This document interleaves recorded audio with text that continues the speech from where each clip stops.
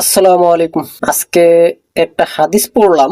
হাদিসটি ছিল এমন যে কিয়ামত সংঘটিত হবে না যতক্ষণ পর্যন্ত দুটি বড় মুসলিম দল যুদ্ধে লিপ্ত হয় বা যুদ্ধে যুদ্ধে সংগঠিত সংগঠিত হয়, অথচ দুটি দলেরই দাবি হবে এক।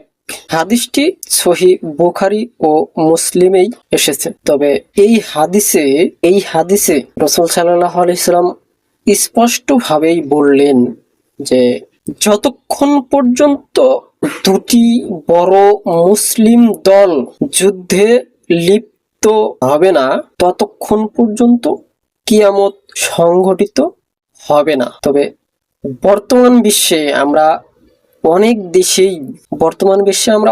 দেশেই যুদ্ধ দেখতেছি।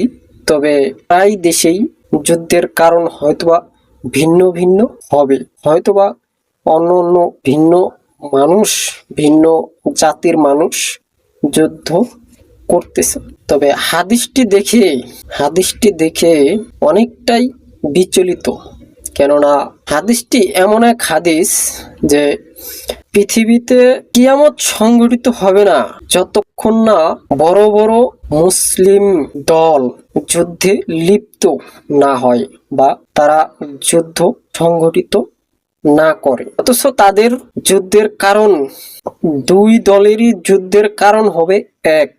অথচ তারা একটি কারণ নিয়েই, অর্থাৎ একটি বিষয় নিয়েই তারা দুই বড় মুসলিম দল যুদ্ধে লিপ্ত হবে। তো হাদিসটি পূর্ণাঙ্গ বহিঃপ্রকাশ না হওয়া পর্যন্ত কিয়ামত সংঘটিত হবে না।